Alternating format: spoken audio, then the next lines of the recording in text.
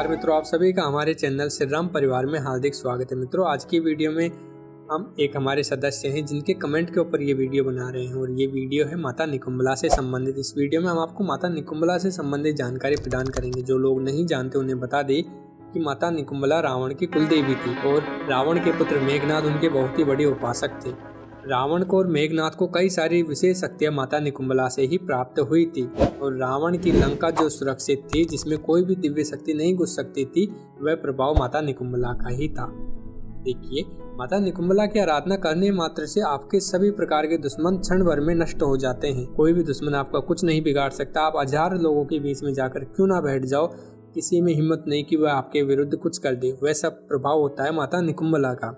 अब वो कैसे होता है भाई? कहने में तो ये बहुत चमत्कारिक लगता है, लेकिन ये वास्तव में होता कैसे है जब उनकी आराधना करते हैं? तो जब आप माता की आराधना करते हो तो माता अपने साधक के हर प्रकार के शत्रु का नाश कर देती है। माता निकुंबला की आराधना काफी कठिन होती है क्योंकि ये एक बहुत ही उग्र स्वरूप है देवी का। माता निकुंबला, जो कि बहुत ही कम लोग इनके बारे में जानते हैं क्योंकि हमेशा से इनके बारे में जानकारी बहुत ही कम प्रदान की गई है। कारण क्या है कि रावण और मेघनाद जैसे योद्धा जब माता निकुंबला की आराधना करके इतनी दिव्य शक्तियों को प्राप्त कर सकते थे, तो अगर संसार में हर कोई इनकी आराधना करने लग गया तो हर कोई फिर बहुत ही ज़्यादा दिव्य शक्तिशाली होकर यहाँ वहाँ उपद्रव ना मचाने लगे। इसलिए इनको बहुत ही कम लोगों तक ही पहुँचाया गया है। बहुत ही कम लोग माता निकुंबला के बारे में जानते हैं। सामान्य जन को कभी इनके बारे में पता ही नहीं चल पाया।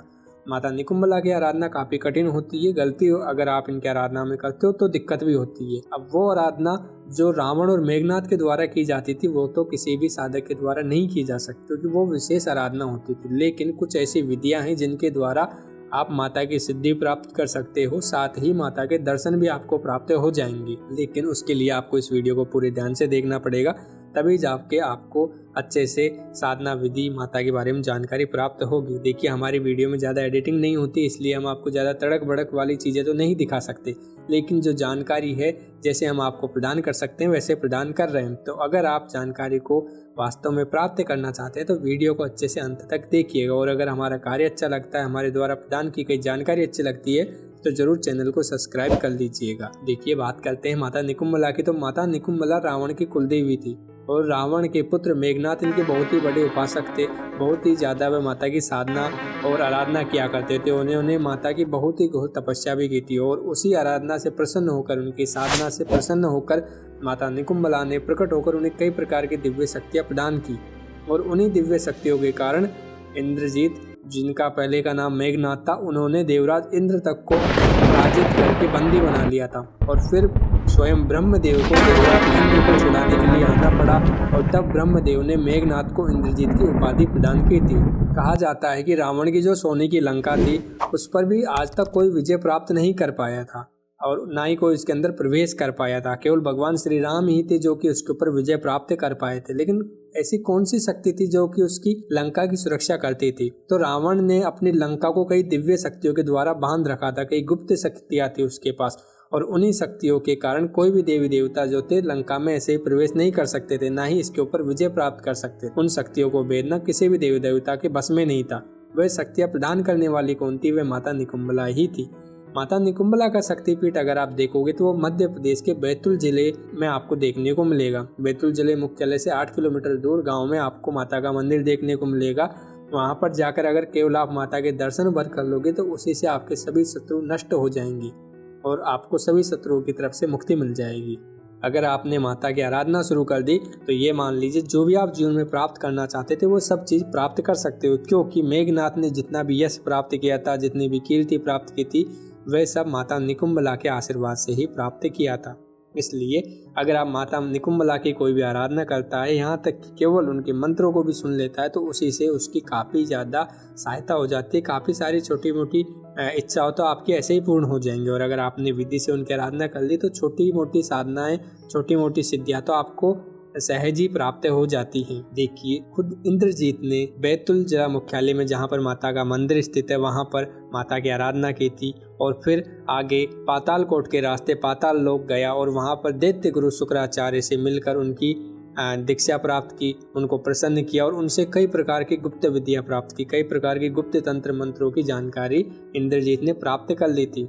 जब राम रावण युद्ध हो रहा था उस समय भगवान श्री राम को इस बात का पहला ही संदेशा हो गया था कि अगर इंद्रजीत के द्वारा माता निकुंभला का यज्ञ पूर्ण कर लिया गया और माता निकुंभला को जागृत कर लिया तो फिर संपूर्ण वानर सेना का विनाश हो जाएगा, क्योंकि माता निकुंभला के साथ चलने वाली सभी योगिनियां सभी वानर सेना के योद्धाओं को मारकर उनका रक्त पिएंगे और उनके मांस का भक्षण करेंगे। और साथ ही इंद्रजीत को अगर दिव्य रथ की प्राप्ति हो गई तो उस पर बैठने के बाद इंद्रजीत अमर हो जाएगा, उसे मारना असंभव हो जाएगा। और यहीं पर जब इंद्रजीत माता निकुंभला की आराधना करने के लिए गुप्त मंदिर में जाता है, जिसका पता खुद लंका के निवासियों को नहीं था, और उसकी सूचना जब विभीषण को लगती है तो विभीषण तुरंत भगवान श्री राम के पास जाकर युद्ध रोकने के लिए निवेदन करता है। क्योंकि विभीषण को उस मंदिर का पता था तो विभीषण खुद वानर सेना की विशेष टुकड़ी और विशेष योद्धाओं को लेकर लक्ष्मण जी को लेकर इंद्रजीत के युद्ध को रोकने के लिए जाता है। मंदिर के द्वार पर विशेष रूप से राक्षसों के द्वारा, जो कि इंद्रजीत की विशेष राक्षस सेना थी, उसके द्वारा एक व्यूह का निर्माण किया गया था, जिसे महाराज सुग्रीव, हनुमान जी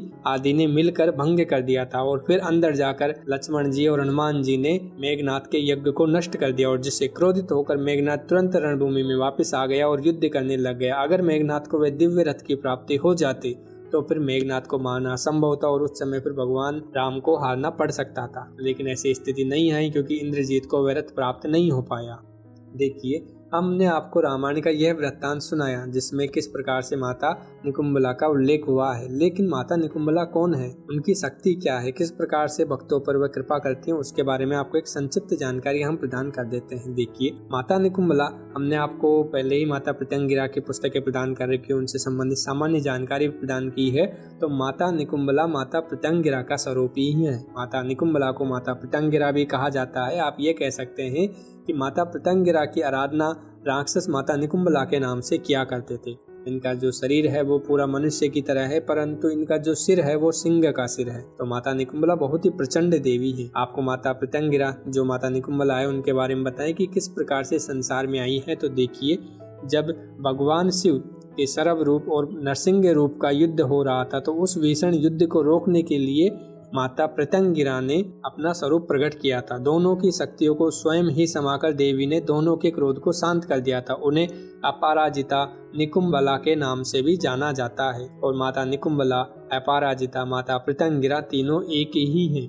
अगर आप इनकी आराधना करते हो तो हर प्रकार के शत्रु का नाश हो जाता है, हर प्रकार की बुरी शक्तियों का नाश हो जाता है। कोई बड़ी से बड़ी तंत्र क्रिया आपके ऊपर की गई हो, किसी प्रकार की बाधा हो, सब दूर हो जाएगी। आपको किसी एग्जाम में पास होना हो लेकिन कोई लाभ ही नहीं मिल रहा, बहुत प्रयास कर ले तो भी कोई लाभ नहीं मिल रहा, कोई अधिकारी है जो कि बहुत ज्यादा नाटक कर रहा है, आप एक बार माता की आराधना कीजिए। देखिए, एक महीने भर में अगर आप माता की आराधना कर लेते हो तो महीने भर में आपको लाभ मिलेगा और माता की आराधना से हर प्रकार की दिक्कतें आपकी दूर हो जाएंगी। मित्रों, आज भी माता निकुंभला की विशेष पूजा की जाती है। साल के विशेष समय में तांत्रिक अभिषेक माता का किया जाता है, हवन पूजा माता का किया जाता है। श्रीलंका में माता का विशेष मंदिर है, जहाँ पर खुद इंद्रजीत तक ने माता की साधना उपासना की थी। वहाँ पर भी माता का बहुत ही ज्यादा पूजा उपासना की जाती है। और दोनों ही जगह, यहाँ शक्तिपीठ में और श्रीलंका में भी माता की तांत्रिक रूप से पूजा आराधना होती है। इस रहस्य मंदिर में, जहाँ पर माता का शक्तिपीठ स्थित है, वहाँ पर अगर आप दर्शन करने के लिए जाओगे तो वहाँ पर जाकर स्वयं आपको वे सभी ऊर्जाएं महसूस होगी जो वहाँ पर उपस्थित है, और आपके सभी प्रकार के रोग दोष तो वहाँ पर जाते ही नष्ट हो जाते हैं। माता के अभिषेक का जल अगर आप अपने साथ ले आते हो तो किसी भी प्रकार की बुरी शक्ति क्यों ना हो, वे सभी दूर हो जाती हैं। दूर दूर से लोग माता के दर्शन के लिए आते हैं, किंतु यहाँ केवल दिन में ही दर्शन किया जा सकता है, क्योंकि रात्रि में यहाँ पर रुकने की अनुमति नहीं होती। क्योंकि रात्रि में आज भी माता निकुंभला के मंदिर में दिव्य शक्तियों का आना जाना लगा रहता है। उनकी योगनियां वहाँ पर विराजित होती है, माता की सभा जुड़ती है,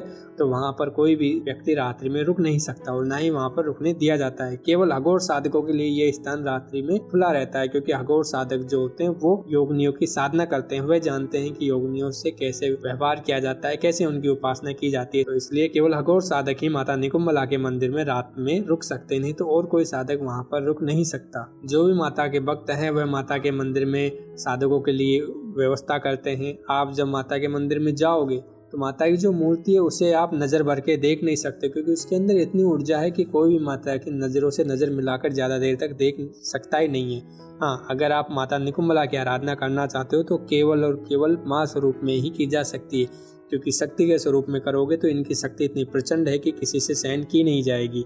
और माँ रूप में ये खुद अपने साधक की रक्षा करती हैं, क्योंकि अगर शक्ति रूप में करोगे तो इनकी योगिनियाँ आपकी परीक्षा के लिए आ सकती है और वहाँ पर इतनी भयंकर आपकी परीक्षा होगी कि आप आगे पास हो ही नहीं पाओगे। इसलिए अगर कोई भी साधक इनकी आराधना करना चाहता है तो वह माँ रूप में कर सकता है। यह वीडियो आपको प्रदान की क्योंकि माता की सामान्य जानकारी सभी को प्रदान करनी थी। अगला इसका जो पार्ट हम लेके आएंगे उसके अंदर आपको माता निकुंभला की साधना विधि प्रदान करेंगे, लेकिन उसके लिए आप नीचे कमेंट जरूर कीजिएगा अगर आप माता निकुंभला की साधना विधि जानना चाहते हैं तो। और आपको ये वीडियो कैसा लगा, अगर कोई भी आपका प्रश्न हो तो वह आप पूछ सकते हैं, कोई आपका सुझाव हो तो वह भी आप हमसे नीचे कमेंट करके पूछ सकते हैं। जल्द ही आपको माता निकुंभला की साधना विधि प्रदान की जाएगी और साधना विधि जो प्रदान की जाएगी वो पूर्ण तरीके से आपको उसकी दीक्षा आदि सभी चीज़ें दी जाएंगी। जिन लोगों के पास सामग्री नहीं होगी माता से संबंधित, उनको माता से संबंधित सामग्री, यंत्र, मालाएं सभी चीज़ें भी हम प्रदान करेंगे, तो आप चिंता ना करें। जो भी भक्त माता की आराधना करना चाहते हैं उनका हम पूरा सहयोग करेंगे, जिससे कि वे माता की आराधना कर सके और माता की कृपा प्राप्त कर सके।